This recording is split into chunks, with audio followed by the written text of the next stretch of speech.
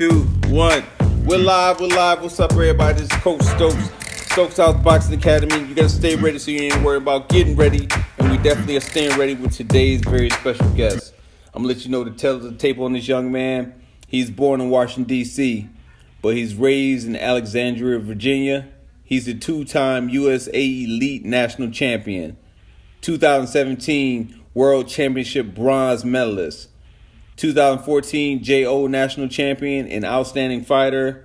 And right now as we speak, he is currently ranked number 1 in the 165-pound weight division and currently one of the hot 2020 Olympic prospects in boxing. No other than my man, Troy Isley. What's going on, Troy? What's going on? Thank you for having me. Man, pleasure, brother, pleasure. Hey, are you I know it's probably off the topic, but are you related to any of the Isley brothers?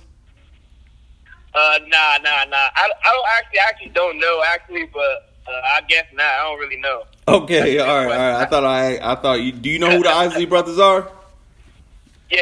I know who the Isley brothers are. Yeah. Oh, okay, all right. They make good music. Yeah. Oh, okay. Then yeah. Okay. All right. You and I probably was made to an Isley Brothers song. Yeah.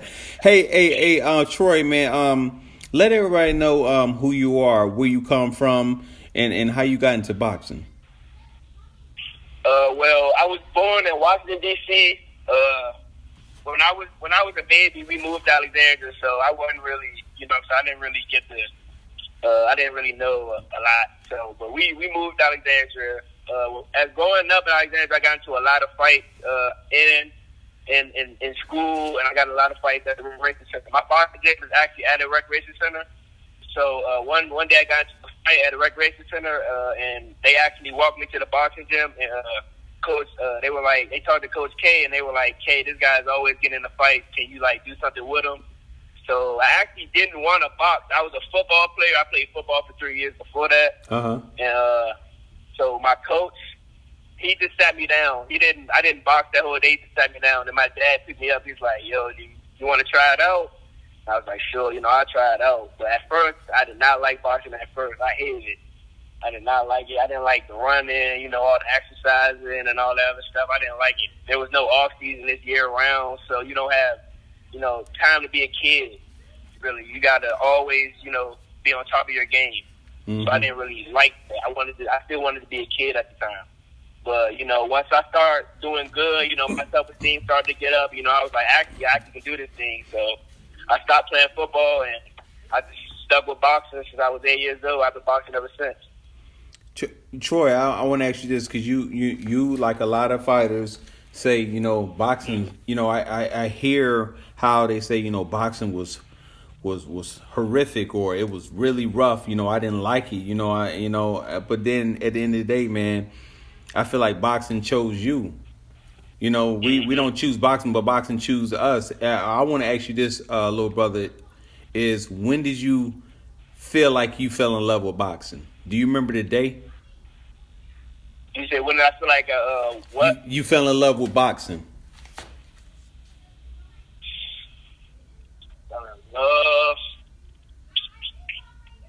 I'd say probably 2011 was my first national tournament. I went to the Silver Gloves.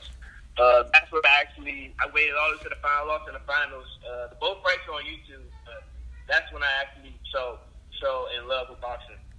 Wow. The nationals for the first time, and I actually, I've been around all the good fighters. It's kind of fun. That's what I actually like doing this. I like traveling. Being around, meeting people from other states and stuff like that, meeting the best fighters in the world. So that's when I started to really enjoy boxing and love boxing. Let me ask you this: What are your ambitions in the future? I mean, how far do you want to go as far as boxing? Do you not only just want to go to Olympics? I want to be known as one of the greats, but I want to be known as one of the greats. I want to be an Olympic gold medalist, and I want to be a unified in 2 weight classes. I want to be unified in 2 weight classes at the same time. That's my super goal is to be unified in 2 weight classes. It does sound a little unrealistic, but hey, that's my dream. Right, that's right, brother. That's definitely your dream. Are you the only person in your family that box? Do you have anybody else that box?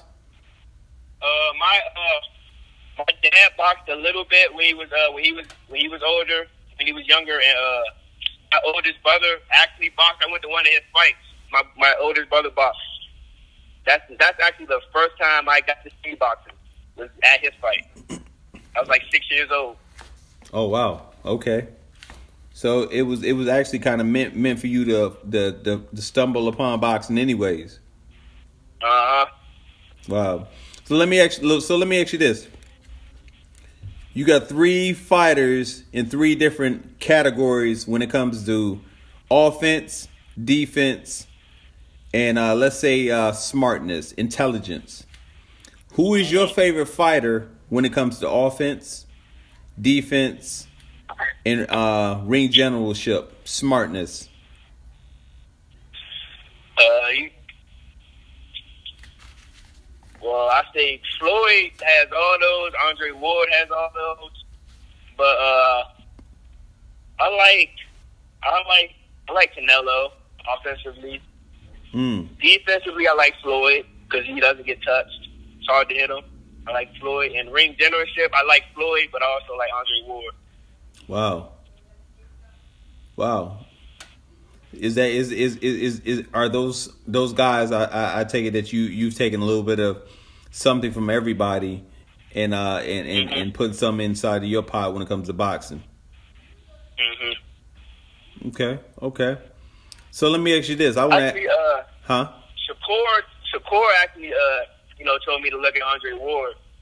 He's like, yeah, you can steal some stuff from him. Look at him. He's actually got good ring generalship. So I was just watching Andre Ward with Shakur. Shakur helped me out looking at Andre Ward. So Big ups to Shakur, man. Floyd. Yeah, definitely. Yeah, Shakur, my brother. Hey, what's gonna happen, man? I love to see him fight us, get it on with one of these guys, man. Especially this guy out here in California. I am having a brain fart right now. You know what I'm talking about? Ryan Garcia. Ryan Garcia. Yeah. You know what I'm saying? I don't. That's a big fight. Nothing against Ryan, but I don't think Ryan will last for real. Shakur is just getting better and better, man. Yeah. He won't. I spar Shakur a lot. I don't think Ryan would do anything with Shakur. So let me ask you this, Troy, you getting sparring from some of the best in the world, man. How has that been? I mean, how fortunate, how blessed has that been for you? Because I mean, you there with Shakur, and then you got my man Keyshawn Davis, and you got other fighters that come through. How has that stepped your game up? It actually I steal stuff from them. It helps me out, helps me expand, my offense and my defense. When I spar Shakur, Shakur tells me little things I can do. He's like, sometimes, I should use my jab more. Or, I was sometimes, before I started looking at Andre Ward and stuff like that, I would do, movements. But I didn't have, good ring generalship. And my ring generalship, it would tire me out a lot. So Shakur was like, you do, little movements. That's why, you do, you overthink. And that's why you get tired. When you move around and try to box. So, Shakur, helps me out and stuff like that, ways like that. Keyshawn also, when me and Keyshawn was working last week, I was on the inside. I was leaving my head in there too much. He's like, you got to move your head on the inside, stuff like that. But it helps me out. And it also lets me know where I'm at, that I can compete, at the top level. And yeah, stuff like that. Troy, I want to ask you this and think about it. But after you think about it, I want you to come off straight off the top of the dome with it. What is your message to all the fighters in your weight class, man? What is your message to each and everybody that's gunning for you, whether it's nationwide or around the world? What is your message? They're my message. Honestly, I don't think any of those guys are going to take my spot. But, you know, I do want them to think that they can take my spot. You know, I need that edge, you know, to push. I like that. The message is, none of these guys are going to take my spot. 165 is mine, and it's mine till 2020 Olympics. Y'all heard it.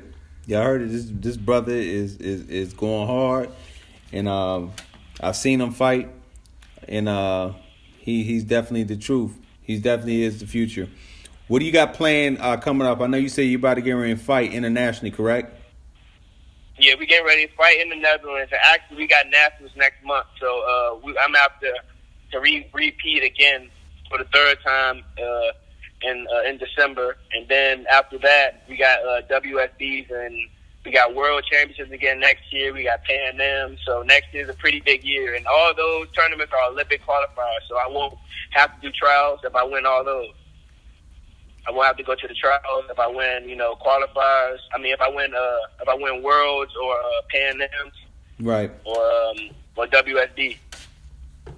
Well, brother, I know you're gonna handle your business, man. I know you're gonna do what you need to do.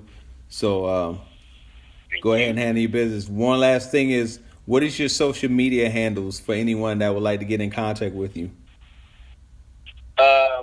My Instagram is boxboy_Troy1. My Snapchat is boxboy_Troy23, and my Twitter is boxboy. My Twitter is just boxboytroy1. No underscore, just boxboytroy1. Okay, all right, good to go. And if you cannot remember that, everybody, it will be at the bottom of this interview, so you can see it there. So once again, thank you for tuning in to Coach Stokes House Box Academy. You got to stay ready, so you ain't worrying about getting ready. And thank you for the time today to my man, my little brother Troy Isley. I appreciate it. One love to you, Troy. No problem. Thank you for having me. Thank you.